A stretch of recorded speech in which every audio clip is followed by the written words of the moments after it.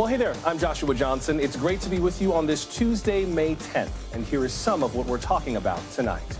Russian forces step up their efforts to take down a key port city. We've got the latest on the fight for Odessa. It has been nearly 40 years since a revolution in the Philippines forced Ferdinand Marcos out. Now, his son is about to be the next president. What can we expect from the man they call Bongbong? A recent study showed that most Americans cannot name a single prominent Asian American, not one. But we'll hear what one congresswoman hopes to do to change that. Grace Meng of New York joins us live. Also, it's another test of Donald Trump's political power. It's primary election night in Nebraska and West Virginia. And you will meet the women behind SpaceX. Their plan? Send people to Mars within the next decade.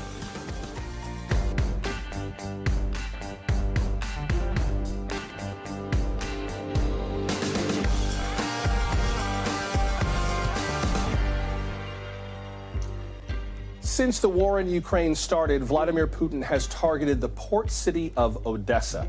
Today, his forces seemed intent on leaving it in ruins. Ukrainian officials say 7 missiles hit Odessa, killing at least 1 person. A shopping mall was one of the targets.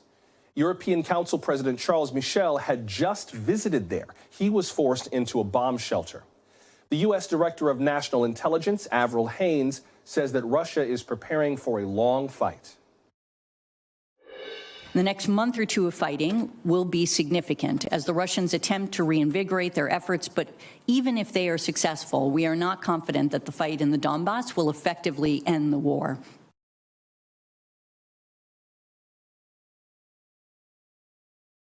Russia is also blockading Ukraine's ports. Ukrainian officials say it's another way to gain control of Odessa. That port exports millions of tons of grain each year. President Volodymyr Zelensky says this blockade could threaten global food supplies. Meanwhile, there's an update from the eastern port city of Mariupol. We had heard reports that all the civilians who were sheltering in a steel plant there had been safely evacuated.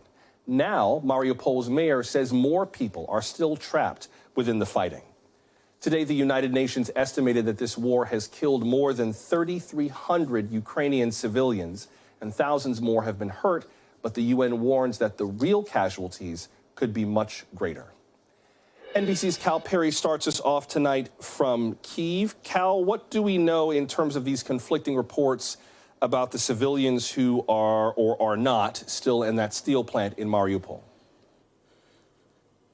Well, one of the points of confusion, I think, are civilians that have remained behind to serve in some kind of a medical capacity, in some kind of a medic capacity. And by the rules of the Geneva Convention, those people should remain non-combatants. It is, of course, up to the International Red Cross and the United Nations to evacuate the folks who are still in that plant. A number of them, we understand, are wounded soldiers. And they are pleading, their commanders are pleading now in these video statements that go out to the media to be evacuated. And again, that would be by the behest of the International Red Cross and the United Nations.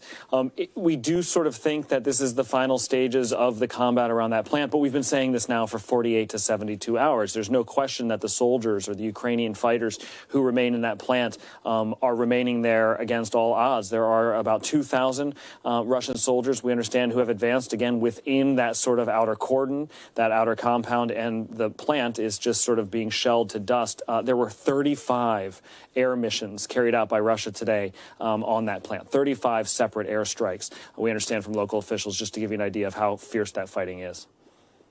What more can you tell us about this UN report in terms of the civilian casualty counts, both deaths and injuries? It seems like they're sort of leaning into the fact that there's just kind of no way for them to know exactly what the human toll of this war is right now.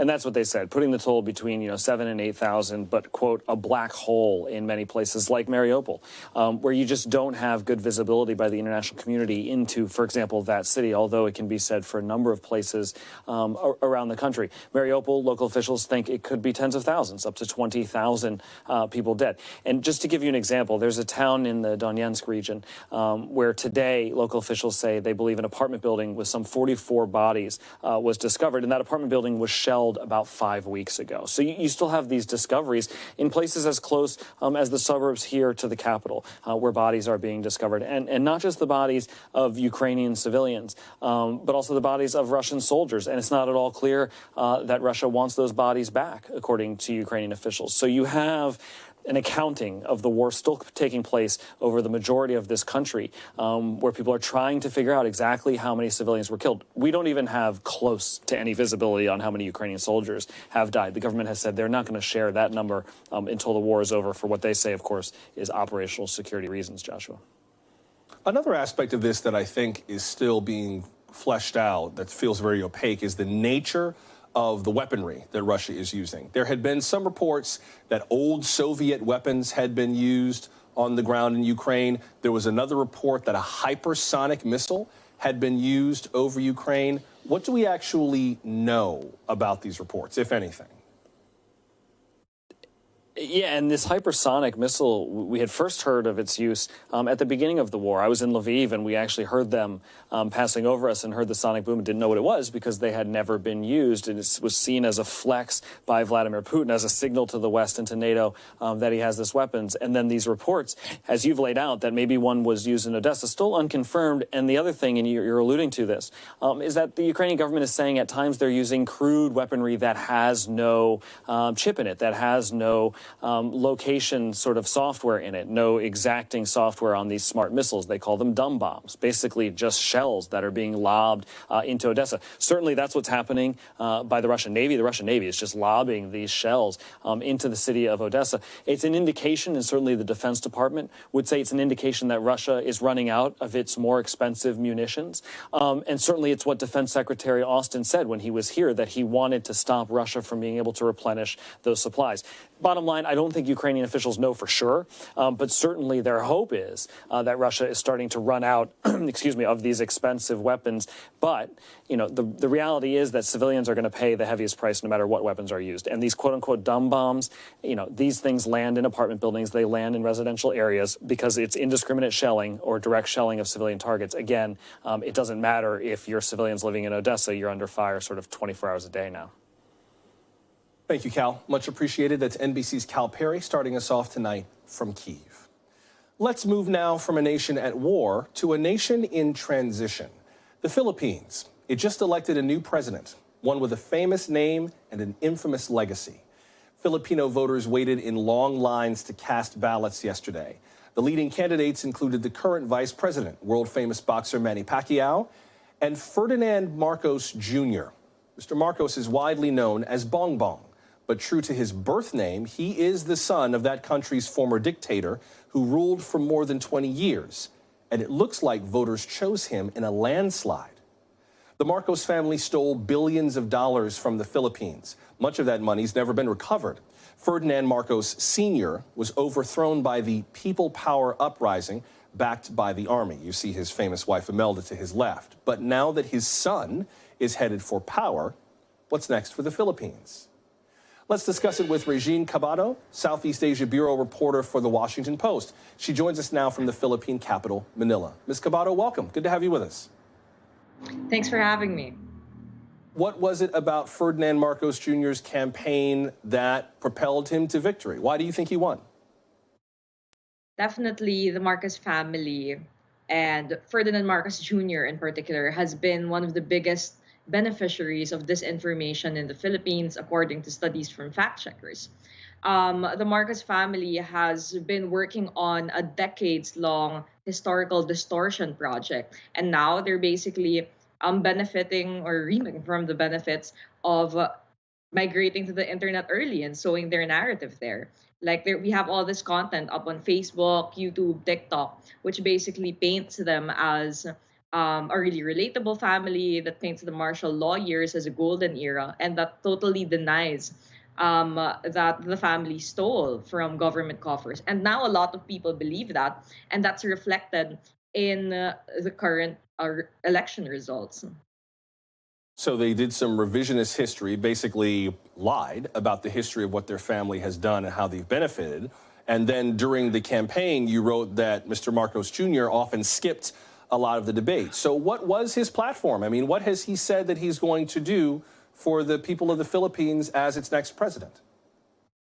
The primary slogan that Marcos Jr. has really repeated all throughout the campaign is the word unity. But how he's exactly going to achieve that is quite unclear. It does, however, resonate as a buzzword with a lot of his supporters.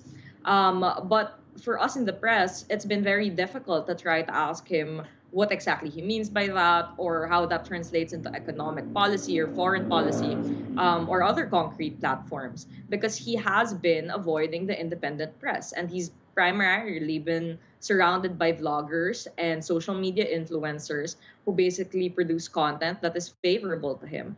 A lot of local press, for example, have really been roughhoused while trying to approach him for ambush interviews. And he's basically avoided debates, like you mentioned, and just practically ignored requests for comment. What about that nickname, Bong Bong? Where does that nickname come from? What does that mean? It's actually that's actually a common question among foreigners, but it is a pretty common nickname in the Philippines. Just to be clear with everyone, it's like a household pet name and it's a trend among Filipinos where you kind of have a one-syllable name that's constantly repeated. But he does, however, benefit from that kind of friendly sort of nickname because a lot of people know him by his acronym, BBM. And that creates a little bit of detachment from the weight of the name Ferdinand Marcos, but he still benefits from the nostalgia that is attached with his father's name. Talk about some of the big issues that the Philippines faces right now. I know that the leader of the Philippine Central Bank has raised his expectations for inflation to rise there in the Philippines. Inflation is nothing unique to the Philippines, of course. We in the U.S. are dealing with it in very serious ways. But what are some of the big issues that he's going to face as president? Well, definitely, according to some reports by Bloomberg, for example, the markets don't necessarily prefer Marcos Jr. But apart from that, he's also inheriting a country that is ravaged by the coronavirus pandemic. We have an ailing economy. People are insecure about their jobs. And around a fifth of the nation is below the poverty line. And a lot of these people don't know the baggage of this family, that this family has a history of not paying their taxes, that this family has stolen up to $10 billion. So definitely corruption has always been a recurring issue in the Philippines. And it's a big barrier as to why the Philippines has not really improved economically and why a lot of the poor haven't really felt, the growth of the Philippines. So when Bongbong Marcos or if when Bongbong Marcos assumes the presidency, he will be in charge basically of all of that, and he'll be in charge of the retrieval of his own family's ill-gotten wealth, and that's a huge conflict of interest. I wonder how people in the Philippines, just from your reporting, view the situation in their country right now. I mean, you've got Ferdinand Marcos Jr., who's about to assume the presidency. He is following after Rodrigo Duterte, who was controversial, I think, to say the least, for his campaign going after alleged drug users and drug dealers, where untold numbers of people were basically summarily executed on suspicion of using drugs. I wonder what the mood is like in the Philippines in terms of how they feel that their country is going to progress from here. Definitely, President Rodrigo Duterte has been a popular president. For some reason, his popularity has really survived the pandemic. It survived the drug war. The drug war remains a popular policy, and that might cause some head scratching, I suppose. But Marcos Jr. is definitely benefiting from being a sort of continuity candidate, even though he also kind of brands himself as the guy who's going to bring about change. He is definitely going to continue the drug war, and that also calls into question whether or not he'll be able to hold Duterte to account, because Duterte is facing possible prosecution by the International Criminal Court, and it's very likely that he and his vice president, who is Duterte's daughter, are not going to necessarily let it reach that point. So definitely, both the Dutertes and the Marcoses are likely to be protected. Among their supporters, definitely the mood was jubilant. They do believe that they are going to benefit from this period in time. But for a lot of opposition supporters and for a lot of people who understand the level of disinformation that we're really steeped in, um, we find it deeply unfair because this election is going to define policy for the next 6 years. And a lot of people basically don't know that the ill-gotten wealth is real. And a lot of analysts are also expecting that this presidency could possibly weaken democratic institutions. Press freedom is also expected to definitely take a dip because of previous hostility towards the free press. Um, for sure as well, it really says something about the backslide for this country, which just 36 years ago ousted the dictator. And it is Right. definitely a cautionary tale because social media giants, journalists have been warning about this for a long time, journalists like Maria Ressa, and social media giants haven't really acted on it. And now we've become so steeped in disinformation, and a lot of people take it as truth, that some people would definitely say that their inaction has robbed Filipino people of an informed vote. Yeah, yeah. Regine Cabado with the Washington Post. I appreciate you breaking down the election and what this means for the Philippines. Thank you very much. We appreciate it. Thank you, Joshua. Still to come, easing inflation. From groceries to gas, many Americans are paying more these days. We'll see how the Biden administration plans to help. Plus, it is Asian American and Pacific Islander Heritage Month. But how much AAPI history has yet to be told? Congresswoman Grace Meng joins us with her plan to preserve these stories. We're glad you're with us for Now Tonight from NBC News.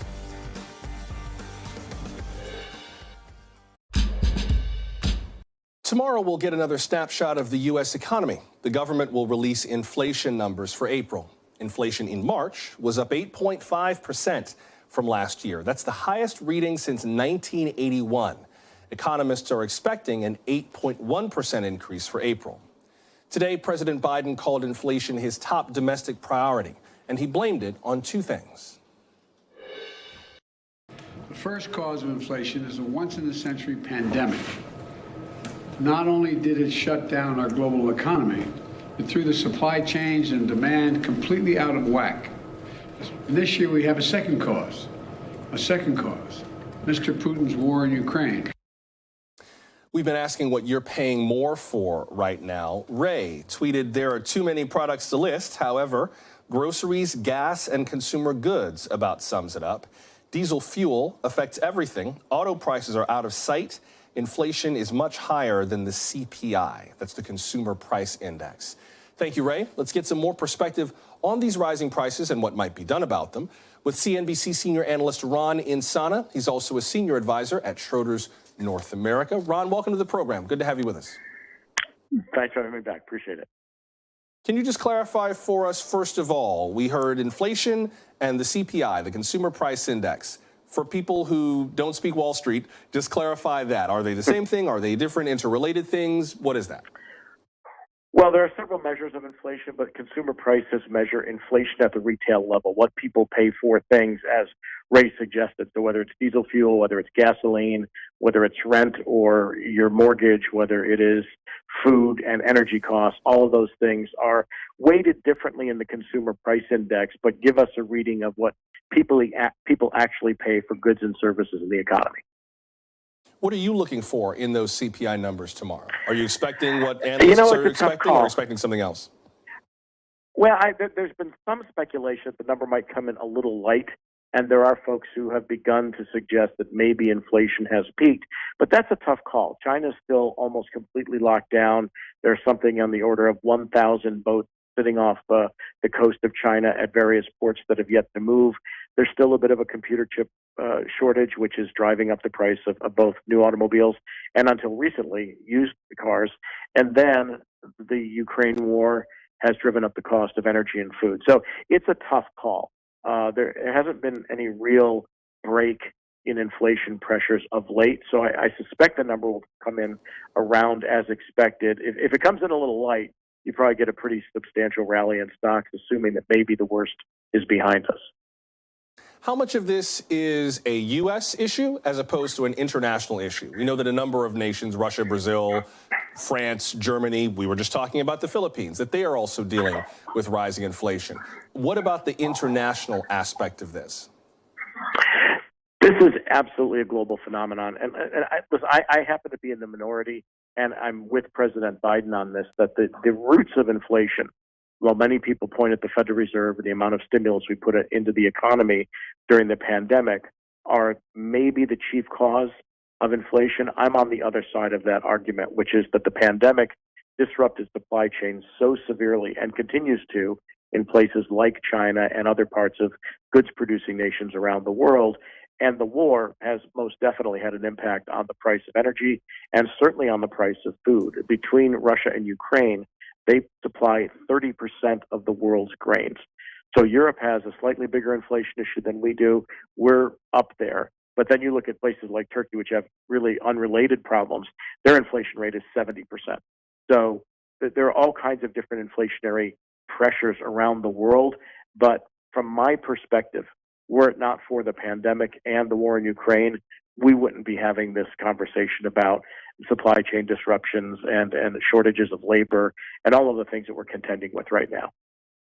We did get a number of comments, including from some of our international viewers. Thank you so much to those of you who watch us around the world, live or on demand. F. Schiller wrote to us on YouTube.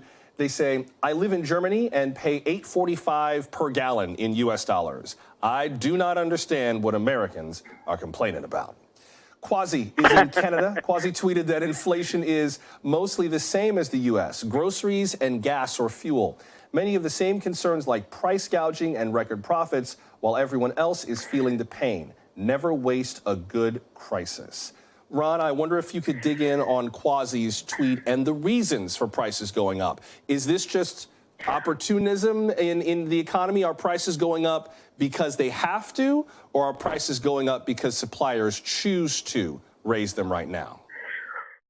Well, obviously it's a little of both. If your input costs go up, you're going to choose to raise your prices. And it's interesting that we have this argument whenever, let's say, gasoline prices go up or we have some sort of a burst of inflation. Immediately you get folks talking about price gouging. And no doubt there could be some of that. But also remember that when prices fall, or when oil prices during the pandemic actually plunged and oil companies lost billions of dollars, nobody suggested that they were in a cartel arranging the decline of oil prices. Quite the contrary. And so I think you have to recognize the fact that what's happened over the last 2.5 years is a profound shock to the supplies of many different things for many different reasons. I mean, you look at the price of chicken in the United States going up. We've just culled 37 million chickens from the chicken supply in the United States because of an outbreak of bird flu.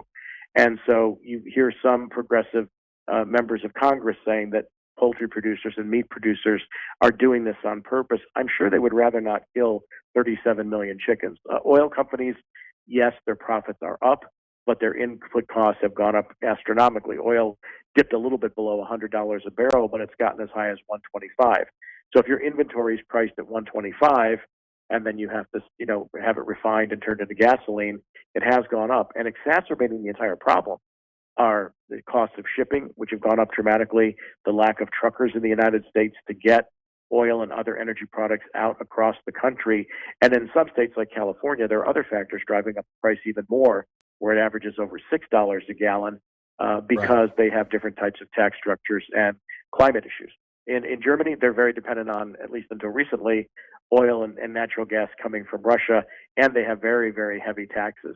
So their prices are different than ours, and by definition, higher. CNBC senior analyst Ron Insana. Ron, good to have you on tonight. Thank you very much. Yeah, it was a pleasure. Thanks for having me back. Up next, how should we tell the stories of Asian Americans and Pacific Islanders? A bill is advancing to create a national museum. Congresswoman Grace Meng sponsored that bill. She joins us live next. And could former President Trump be allowed back on Twitter? Elon Musk answered that question today. That's all just ahead. Stay close.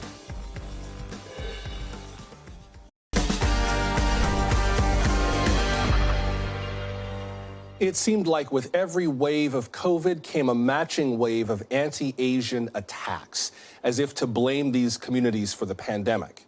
That has led advocates to demand more awareness and visibility of the AAPI community. That's Asian Americans and Pacific Islanders. And now the U.S. government might do the same in a very big way. The House has unanimously passed a bill to create a national AAPI museum, educating the world on this community's histories and cultures. And one study suggests there is an embarrassingly huge amount that Americans do not know. See how you do with this study. This year, the Asian American Foundation helped publish the study on the perceptions of Asians in the U.S. Among other things, participants were asked if they could name a prominent Asian American. Just one, anyone. 58% could not. Now, if you thought, oh, come on, Jackie Chan, duh. Well, 7% of people named him, but he was born in Hong Kong and is not a U.S. citizen. 5% said Bruce Lee. He was born in San Francisco, so he does count as an Asian American. 4% said Lucy Liu, and yes, all three of the top names were in action movies. Small percentages of people said Vice President Kamala Harris, who is Black and Indian American, and Connie Chung, who is Chinese American. Clearly, a lot we just don't know. But some states are now requiring AAPI history in public schools. Last year, Illinois became the first state to add this to the curriculum. New Jersey followed this year. Joining us now is Congresswoman Grace Meng of New York. She reintroduced this museum bill to the House, and her district is in Queens, New York. Congresswoman Meng, welcome. Good to have you with us. Thanks for having me back. What do you make, first of all, of where we stand now in terms of these relationships with AAPI communities, especially this study? I kind of understand why people would say Jackie Chan. They may not have heard the American part and Asian American, but it feels like in some ways America is just beginning to realize the gaps and the issues in our relationships with AAPI communities. But how do you see it? Definitely. I didn't know whether to laugh or to cry when I had first seen the results of that study. A little bit of both, maybe. Yeah. Yeah, definitely. But it just goes to show how much more education is needed in this country from within the AAPI community and beyond. For too long, Asian Americans in this country have been viewed as foreigners, as people who are not really American. And so this is why we believe that more education across cultures is so important. Tell us about this bill and what it would do. It sounds like it would create a national museum of the type that are on the National Mall, like a Smithsonian-style museum. Is that it? Well, we saw the historical importance and the excitement when the African American Museum opened in our nation's capital, and how people, not just African Americans, but people from all over the globe have come to see and to learn. And we've been excited to support efforts for a Latino museum, a women's museum, and now we've taken the first official step to eventually open an Asian American museum right in our nation's capital. Can I just say, since you brought up the National Museum of African American History and Culture, we call it the Blacksonian for short. If you've never been to the Blacksonian, to those of you watching, buy a ticket to DC. You need to see this. The lower 3 floors are history. The upper 3 floors are culture. I walked through the lower 3 floors and had to go lay down when I was done. It was very powerful. It was overwhelming, but I've never been to a museum like that before. An amazingly good use of U.S. tax dollars. I wonder, Congresswoman Meng, how you would see a museum like this set up in terms of things you think need to be in it, in terms of landmines that you would like it to not step on, anything that you would do specifically if such a museum was built. So we want to make sure that it covers all our diverse AAPI communities. We want to make sure that everyone in our community sees themselves from their cultures and contributions to this country and the pain that many communities have gone through. We want to make sure that, pieces of history from the Chinese Exclusion Act to Filipino farm workers, that all our different experiences are documented. This poll that we mentioned, where 58% of people could not name one prominent Asian American, it also found that most Black, Latino, and white Americans say they get their information about AAPI people mostly from news, social media, TV shows, movies. I don't think that's shocking, but I wonder how you see the impact of that. I mean, we've gone from the days of like Charlie Chan and Kato with the Green Hornet to Henry Golding and Crazy Rich Asians and Shang-Chi and the Legend of the Ten Rings, or even, you know, movies like Crazy Rich Asians, which was kind of a travelogue in parts of Asia that I don't think people knew, or Squid Game, or BTS. I mean, our relationship with AAPI people, Moana, with AAPI people in pop culture has really shifted, but do you think the shift has been mostly good or bad or neutral? Well, I think the shift is positive. We still do have a long way to go. And whether it's for the purpose and the benefits of inclusion or to make sure that people see themselves in leadership roles across different fields, you know that saying, you can't be what you can't see. Growing up in this country, I was born and raised here, and I really did not see people who looked like me in positions of leadership, and that includes in media and in the entertainment industry. And so it's so important because those are often the most common ways, like you mentioned, that people ingest and digest information, and that's how our thinking is affected in a positive or negative way. I hear you on that. You can't be what you can't see. I don't think I'd be sitting here if not for the influence of people like Bernard Shaw and Ed Bradley, who allowed me as a little black boy to look at the television and go, oh, I can do that, and not feel any barrier to entry to do this kind of work. Before I have to let you go, in the short term, before we have such a facility, we're still dealing with a staggering level of anti-Asian hate. Talk about what you would like to see done in the short term, either on a federal level or just person to person, that you would like everyday people to do to try to reduce these acts of violence in the shorter term. Yeah, these incidents are still happening, and it's really heartbreaking. And a lot of them are happening in my home city of New York. I spent part of the day yesterday talking to some local small business owners of Asian American descent, and they told me with tears in their eyes that in the last 2 years, people come up to them all the time and come into their store yelling for them to go back to their country and literally directly blaming them for bringing the coronavirus over. And while these incidents skyrocketed during the last 2 years, we know that unfortunately it's not necessarily something new. Discrimination that's happened to the AAPI community in this country. And so the problem is not going to be solved overnight. We passed my hate crimes bill, which is part of the solution, but there's so many other parts, including education, including addressing the mental health and social needs of so many of the perpetrators who have perpetrated these attacks in places like New York City. They need more help too. Congresswoman Grace Meng of New York, appreciate having you on tonight. Thank you very much. Thank you. To that last point the Congresswoman was making about anti-Asian hate attacks. We'd love you to tune in tomorrow for more on the solutions and progress being made to combat anti-Asian hate. My colleague Vicky Nguyen hosts The Racism Virus. That's tomorrow night at 9 p.m. Eastern, right after this program, here on NBC News Now. We will get to some of today's other top stories in just a moment, including the future of former President Trump on Twitter. Will Elon Musk let him back on?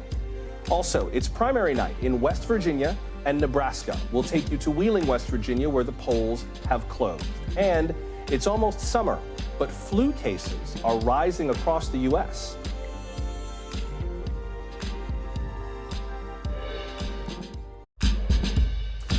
The primaries continue for this year's midterm elections. Voters in West Virginia and Nebraska headed to the polls today.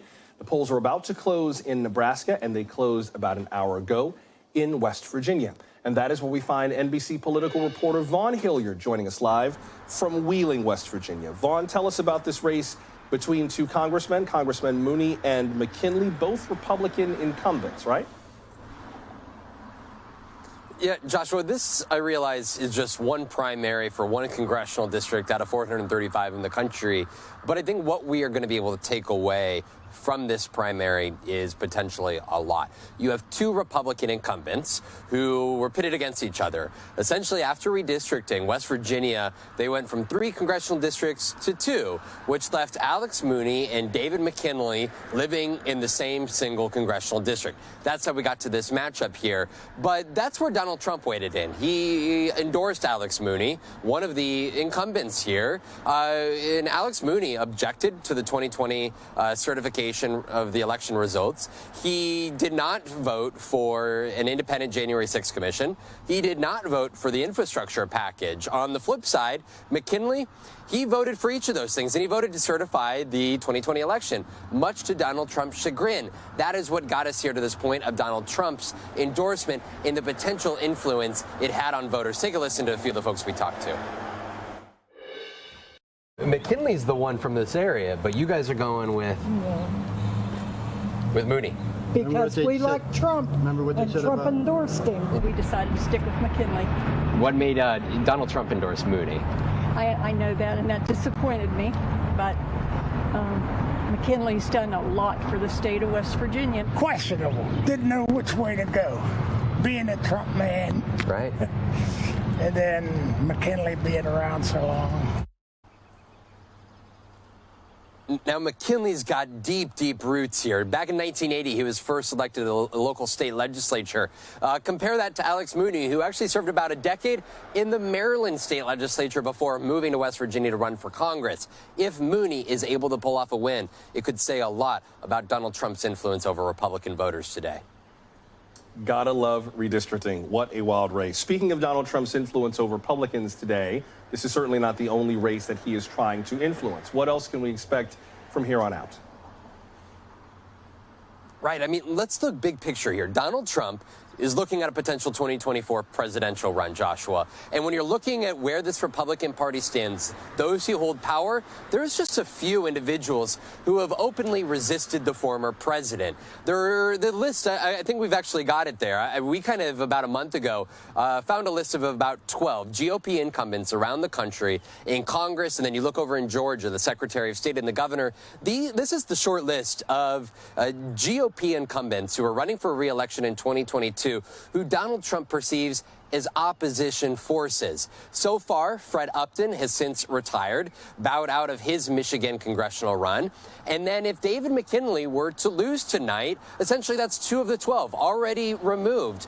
Just speaking to Donald Trump's ability to purge the party of those who he perceives as opposition ahead of his own potential presidential run in 2024. And Vaughn, before I let you go, what about Nebraska? What's going on there tonight?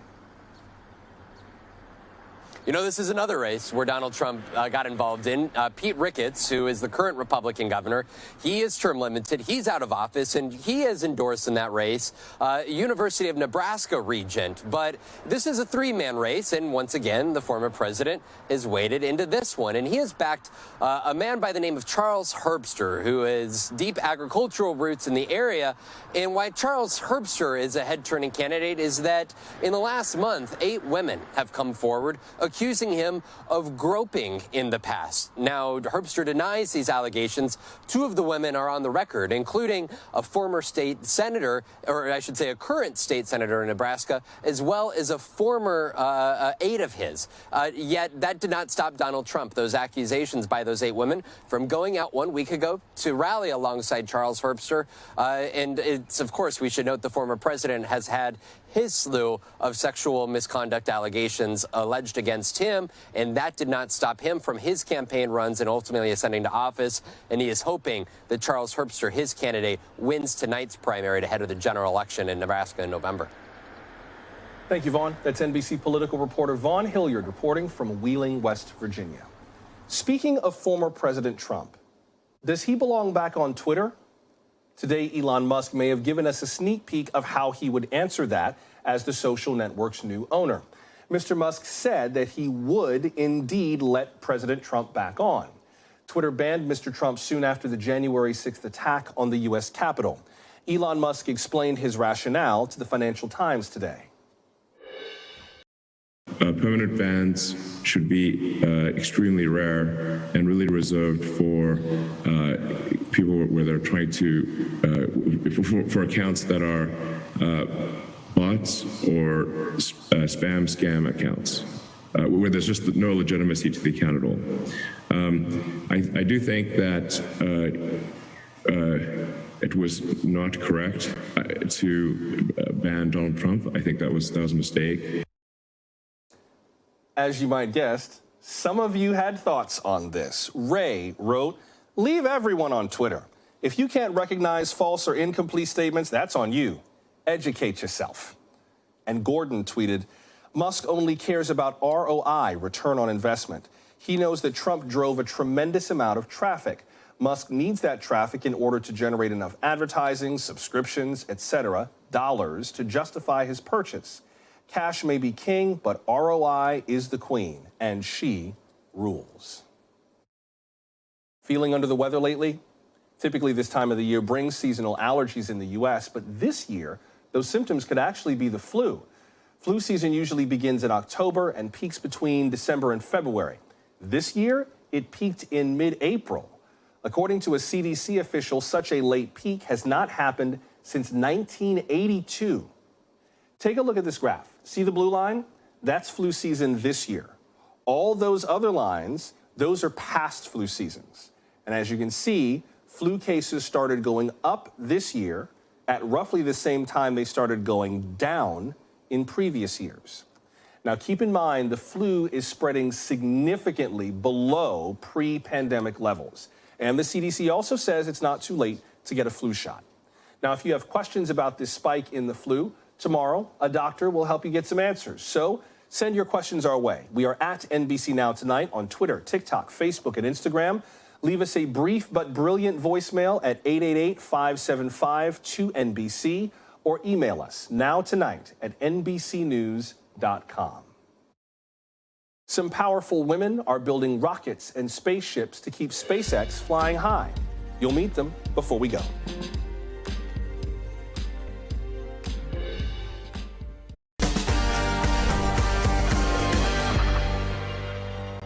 Before we go, something very inspiring and something very expensive.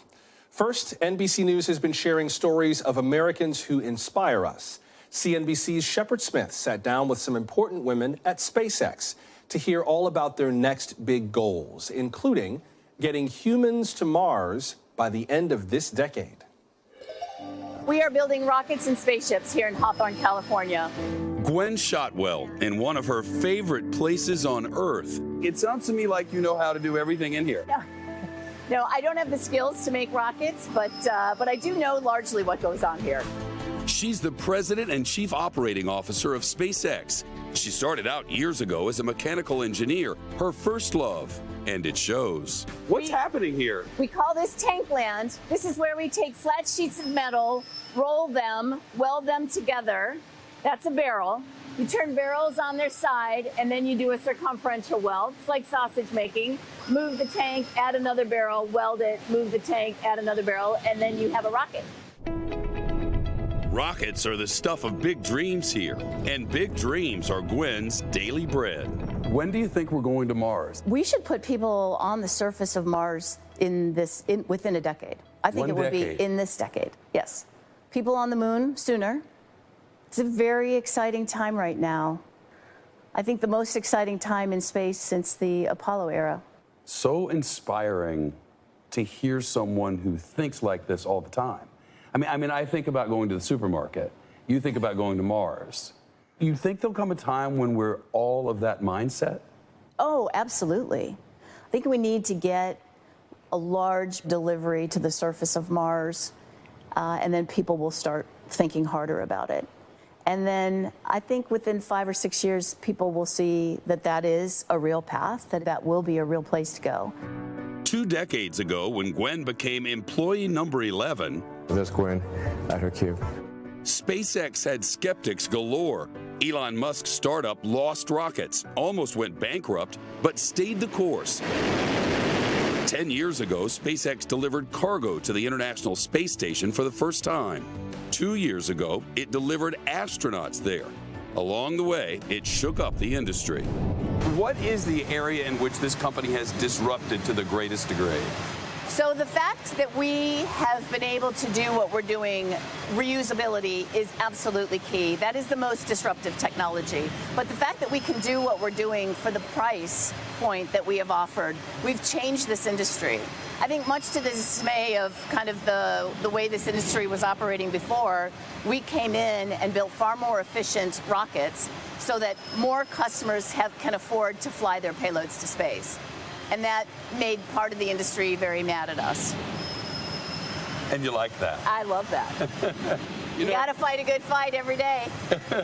Gwen works, of course, for the world's richest man and one of its most controversial. He's also demanding. It's up to Gwen to make it all work. There's never a we can't do that. Oh, no. I might think that, but you zip it when he says something that sounds too crazy because he's been right in the past. And so you just figure out how to go do it. 3, 2, 1. Ignition and liftoff. Gwen was in mission control, as she often is, when SpaceX launched Crew 4 late last month. You know, the scariest days for me at SpaceX now are people fly days, when we fly crew.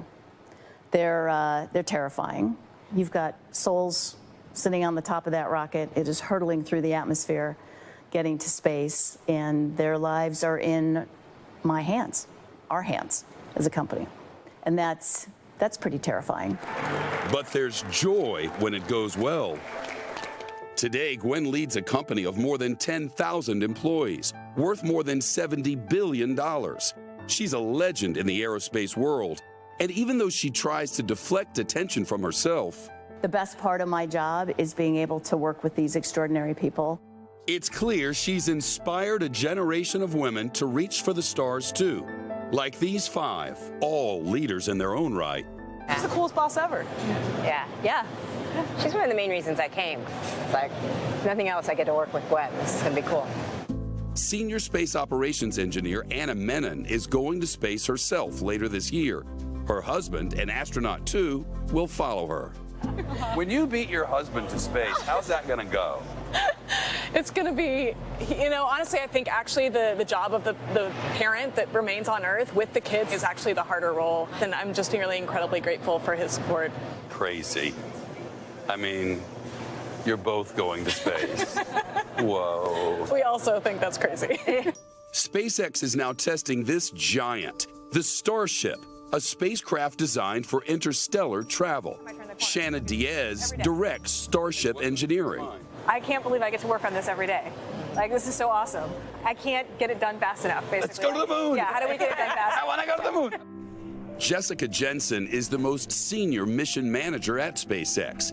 If you want to make the idea of colonies in space seem real, she says visit Starbase in South Texas. Once you go to Starbase, you will believe in Moon and Mars bases. Tell me why. The scale of the ships, the scale of the booster, these are the spaceships that are going interplanetary. You have no doubt once you see them. Gwen says interplanetary travel will be humanity's next great adventure. She seems born for it. You know, if you don't force yourself to do really hard things, then I think achieving them is kind of less. And so the harder the problems, kind of the bigger the reward when you achieve them. And I think it's critically important that we are exploring other planets physically. There's robotic exploration now, which is extraordinary. But I think people need to go to these places. And I think life is far more exciting if you're out flying amongst the stars. And one day, Gwen Shotwell says she's going to get out there herself. When Gwen Shotwell is on the moon, what will she do? Look back at planet Earth, look up at the stars from a completely different way, jump around, have fun, do flips. Want to stay for a while? I would love to stay for a while. Very cool. That's CNBC's Shepard Smith reporting. And finally, the expensive. Last night, Christie's set a record for American art. It auctioned Andy Warhol's iconic 1964 portrait of Marilyn Monroe for just under $200 million. Warhol made a series of portraits following Monroe's death in 1962. Also tonight, Gerhard Richter's Abstraktes Bild went for more than $30 million. Jean-Michel Basquiat's portrait of the artist as a young derelict could go for around $30. Banksy's Diamond in the Rough sold for $3 million. We will have more on these art auctions tomorrow, so tell us about your biggest art purchase. And if you've never bought a big piece, what would it take for you to buy? Tell us at NBC Now Tonight on social media, leave us a voicemail, or send us an email. But until we meet again, I'm Joshua Johnson. Thank you for making time for us. Good night. Thanks for watching our YouTube channel. Follow today's top stories and breaking news by downloading the NBC News app.